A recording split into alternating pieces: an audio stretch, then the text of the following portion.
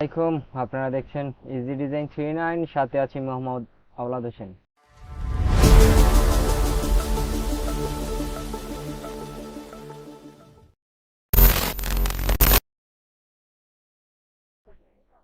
আজকে আমরা দেখব যে কিভাবে আমরা একটি স্কেচ করব, স্কেচ থেকে ভেক্টর ড্রয়িং করব। সাধারণত আমরা যারা টি শার্ট ডিজাইন করি কিংবা আমরা যারা ফাইবারে কাজ করি না, আমরা যারা স্টক সাইডে কাজ করি, মাইক্রো স্টক সাইডে কাজ করি, তাদের জন্য কিন্তু ছোট ছোট ভেক্টর করাটা অনেক জরুরি হয়ে পড়ে। কারণ আপনার টি শার্টের মধ্যে আসলে সব কিছু তো আপনি মাইক্রোস্টিক সাইটের জন্য ফ্রি পিক থেকে নেওয়া যায় না, নিলে তো আপনার অ্যাকাউন্ট ব্যান হয়ে যাবে। এর জন্য আপনাকে কি করতে হয়, ছোট ছোট এলিমেন্টগুলো নিজেই তৈরি করতে হয়, ছোট ছোট ভেক্টরগুলো নিজেই তৈরি করতে হয়। আপনি যদি মাইক্রোস্টিক সাইটে কাজ করতেই চান সিরিয়াসলি, তখন কিন্তু আপনাকে অবশ্যই ভেক্টর ড্রয়িংটা মোটামুটি জানতে হবে, বা যে মডিফিকেশন, ভেক্টর মডিফিকেশন, এগুলা কিন্তু অবশ্যই জানতে হবে। তো আসলে কথা না বাড়িয়ে চলুন শুরু করি যে কিভাবে আমরা স্কেচ করব, স্কেচ থেকে আমরা কিভাবে ভেক্টর ড্রয়িং করব। তো ভেক্টর ড্রয়িং করার জন্য প্রথমে আমরা ইলাস্ট্রেটরটি ওপেন করে নিব।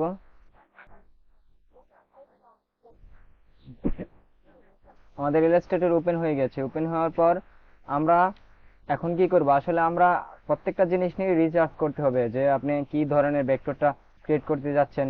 আপনি সরাসরি দেখতে পারলে অনেক ভালো। আপনি যদি একটি গেমিং প্যাড নিয়ে, আমি আজকে গেমিং প্যাড একটি স্কেচ করব এবং সেটা ভেক্টর করব, তো গেমিং প্যাডটা যদি আমি হাতে নিয়ে সরাসরি দেখতে পারি সেটা কিন্তু অনেক ভালো। কিন্তু আমাদের যেহেতু হাতে নেওয়ার অপশন থাকে না, আমরা সাধারণত ইন্টারনেটে সার্চ করে থাকি। তো আমি এখন নেটে সার্চ দিব, গেমিং প্যাড লিখে, এটা লিখে সার্চ করলাম। এই যে দেখেন অসংখ্য ভেক্টর কিন্তু আমরা এখানে পেয়ে যাব। তো এখান থেকে আপনার যে ভেক্টরটা ভালো লাগে ওই ভেক্টরটা অনুযায়ী করতে চান, বা ওই ভেক্টরটা ভালো করে দেখবেন, মানে আপনাকে অবশ্যই ভালোভাবে দেখতে হবে যে এই শেপ, এটার শেপ কিভাবে আছে। তো দেখেন একটা জিনিস খেয়াল করবেন যে ম্যাক্সিমাম ভেক্টর হচ্ছে ফ্রন্ট ভিউ। ফ্রন্ট ভিউ কোনটা, সেটা হচ্ছে আপনার ধরেন এই পাশে সমান, মানে সামনাসামনি যে ক্যামেরাটা হয়ে থাকে এটা হচ্ছে ফ্রন্ট ভিউ। যদিও অনেকে এই বিষয়টা বুঝবেন না, তবে সহজ ভাষায় বলি যে আমাদের হাত, ডান সাইডে একটা হাত আছে, বাম সাইডে একটা হাত আছে। তো আমাদের মুখটা হচ্ছে মাঝামাঝি। তো ডান দিকে যে সিস্টেমে আল্লাহ তাআলা সৃষ্টি করেছেন, বা যেই পজিশনে একটা চোখ দিয়েছেন, সেম একই মেজারমেন্টে একই মাপ অনুযায়ী কিন্তু আমাদের বাম দিকেও রয়েছে। ঠিক তদ্রূপ ভাবে এই যে এই ভেক্টরটাকে ধরি, আমি এটাকে কপি করে এই ভেক্টরটা দেখেন এই পাশে যা যেভাবে আছে সেম সাইজের কিন্তু এই পাশে আছে। তাহলে আমাদের কি করতে হবে, আমরা যদি এক পাশ করে অপর পাশ যদি আমরা রিফ্লেক্ট করে দেই তাহলে কিন্তু হচ্ছে। তাহলে এর জন্য কি করতে হবে,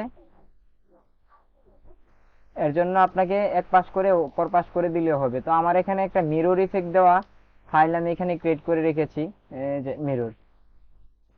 এটার সুবিধাটা হচ্ছে কি, ধরেন আপনি এই পাশে কিছু লিখলেন, এই পাশে কিছু লিখলেন, এই যে এই পাশে কিন্তু অটোমেটিকলি হয়ে যাচ্ছে এই মাঝ বরাবর অনুযায়ী। উদাহরণস্বরূপ যদি আমি আপনাকে বলি যে এটা হচ্ছে আমাদের ভেক্টরটা, হ্যাঁ, যেটা আমরা রেফারেন্স নিলাম। এই ভেক্টরটা দেখেন, আপনি সুন্দরভাবে যদি দেখতে চান, কালারটা একটু চেঞ্জ করে নিই। এটা কালারটা দিব হচ্ছে কি আপনার লাল কালারটা দিয়ে আপনাকে দেখাচ্ছি। দেখেন এখান থেকে এই সাইডে যেভাবে আছে সেম এই সাইডে কিন্তু একইভাবে আছে। এর মানে আমরা কি বুঝলাম, এর মানে বুঝলাম যে আমরা যদি শুধুমাত্র শুধুমাত্র আমরা যদি মাঝখান দিক দিয়ে করি বা এক পাশ করি, এটা যদি রিফ্লেক্ট করে দেই তাহলে কিন্তু হয়ে যাচ্ছে। আরেকটা বিষয় খেয়াল রাখবেন যে আমরা যারা ভেক্টর ড্রয়িংটা শিখতে চাই তাদের কিন্তু অবশ্যই ইলাস্ট্রেটর টুল সম্পর্কে আগে জানতে হবে। তো আমাদের এটা আসলে প্রয়োজন নেই। আমি ইতিমধ্যে অনেক গেমিং প্যাক দেখেছি, আমি ওইখান থেকেই একটা আমার ইচ্ছা মতো করবো। মানে আপনাকে 10টা গেম প্যাড দেখতে হবে, ওই গেম প্যাড দেখে আপনি এমন একটা গেম প্যাড নিজে তৈরি করতে হবে যেটা নেই কোথাও, কারোর সাথে মিলে না যায়। মিলে কিন্তু গেলে কিন্তু আবার কপিরাইটের ঝামেলায় পড়তে পারেন। তো আসলে সাধারণভাবে ভেক্টরটা মিলবে না, আপনি যদি দেখে দেখে করেন তারপরে মিলবে না। তো চলুন আমরা আসলে দেখি যে এইভাবে কিভাবে এখন আমরা ভেক্টরটা ড্রয়িং করব। আমরা এটা কেটে দিচ্ছি, আমাদের এটার প্রয়োজন নেই। তো এই যে দেখেন আমি মিরর ইফেক্টটা, মিরর দিতে পারেন, ইফেক্ট দেওয়া থাকতে পারে, কিংবা আপনি রিফ্লেক্টও করে দিতে পারেন। আপনি আশা করি দেখলে বুঝতে পারবেন বাকিটা। তো চলুন আমরা একটি ভেক্টর ড্রয়িং করি। আমি এখানে কালো কালারটা নিয়ে নিচ্ছি যেহেতু সাদা হোয়াইট বোর্ড। আচ্ছা, আমি কালো কালারটা নিয়ে নিচ্ছি। আমরা এখন স্কেচ করব। এটা কিন্তু শুধু একটা স্কেচ, এটার মধ্যে ভুল হবে, অনেক কিছু হবে। তো প্রত্যেকটা ডিজাইন করার জন্য আপনাকে প্রথমে জায়গা নির্ধারণ করতে হবে, যে কোন জায়গাটা কতটুকু জায়গা পর্যন্ত যাবে। তাহলে আমি জায়গাটা নির্ধারণ করছি, এখান থেকে এতটুকু, এবং হচ্ছে আরেকটু এদিকে যাবে, এবং এটা এতটুকু হবে, এবং এতটুকু হবে, এই জায়গাটার ভিতরে হবে। এটা হচ্ছে জায়গা নির্ধারণ করলাম, যে আমি যে ড্রয়িংটা করব, যে স্কেচটা করব, এটা এতটুকু পর্যন্ত হবে, এর বাইরে যাবে না। আরেকটা জিনিস খেয়াল করলে দেখা যায় যে এটা কিন্তু একটু মোটা হয়ে যাবে। আচ্ছা, বাস। আমি কিন্তু এক পাশ করছি, অপর পাশ হয়ে যাচ্ছে। এটা আপনার ইলাস্ট্রেটরের সুবিধা গ্রহণ করছে। আপনি যখন খাতাতে আঁকবেন তখন কিন্তু এমন হবে না, তখন দুই পাশ আপনাকে দিতে হবে, একটু পরিশ্রম হয়ে যাবে। তো এতটুকু হলো। আর নিচের যে একটা জিনিস আমি, সেটা হচ্ছে নিচে আমি এতটুকু দিতে চাচ্ছি। হ্যাঁ, এটা হচ্ছে আমাদের ভেক্টরের যে গেমিং প্যাডের একটা জায়গা নির্ধারণ করলাম, এই জায়গাটার ভিতরে আমার গেমিং প্যাডটা হবে। তো এরপর কি করতে হবে, এরপর আস্তে আস্তে এটি ক্রিয়েট করতে হবে। ক্রিয়েট করার জন্য এই যে এইভাবে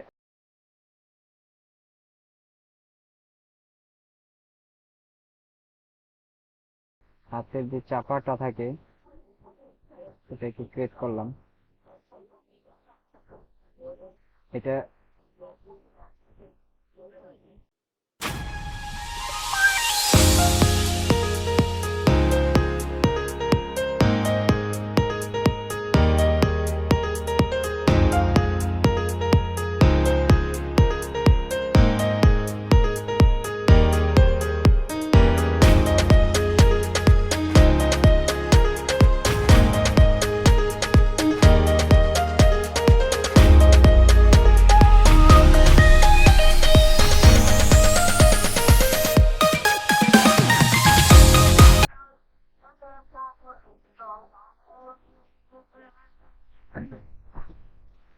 এ হচ্ছে আমাদের ডিজাইন। তো এখানে আবার আরেকটা জিনিস আছে, সেটা হচ্ছে এই যে এই জায়গাটায় কিন্তু এই সাইডের মতো হবে না। এই জায়গাটা কিন্তু আসলে এই সাইডের মতো হবে না। তাহলে এটা কিভাবে হবে? এটা আমরা কি করব, সবগুলাকে ধরবো, ধরে তারপর হচ্ছে গ্রুপ করবো, কন্ট্রোল X। দেখেন আমি এই জায়গার বিষয়টা কিভাবে নিচ্ছি।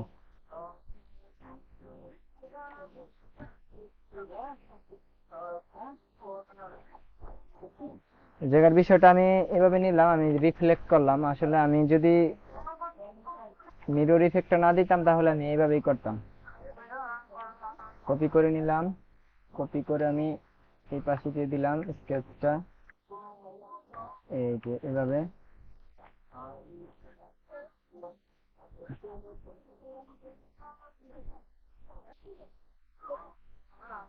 হ্যাঁ, ঠিক আছে। এখানে লাইন আছে অনেকগুলা। এখন দেখেন এই যে এই জায়গাটা আছে না, এই জায়গাটা আমি কিভাবে নেই।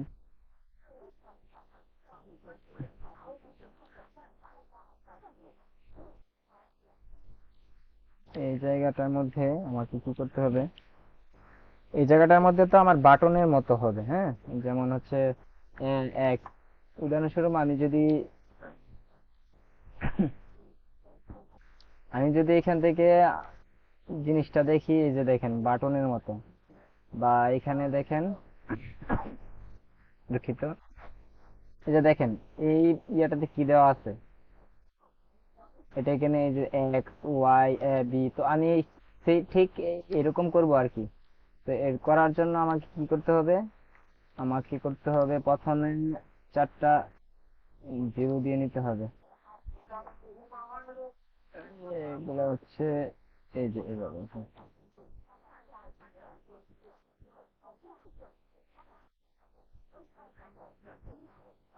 এখানে হবে এখানে হবে বি, এখানে হবে এক্স, এখানে হবে ওয়াই। এই যে দেখেন আমাদের ডিজাইনটি কিন্তু কমপ্লিট হয়ে গেছে। এই ডিজাইনটাই কি করব আমরা, এটাকে আমরা ভেক্টরে রূপান্তরিত করব। তো ভেক্টর করার জন্য কি করতে হবে, প্রথমে এটাকে আমাদের অপাসিটি করতে হবে। হ্যাঁ, অপাসিটি কমিয়ে নিলাম। হ্যাঁ, চলবে। এখন এটাকে লক করব, উপরে একটা লেয়ার নিব, এটা দিব আউটলাইন, ওইটার নাম দিব OUTLINE, আউটলাইন। এখন কিন্তু আমি চাইলে এই যে এই এগুলা ডিলিট করে দিতে পারি, কেমন? আচ্ছা, এটা হচ্ছে স্কেচ, এটা আমরা SKETCH স্কেচ দিয়ে দিলাম নাম এটার,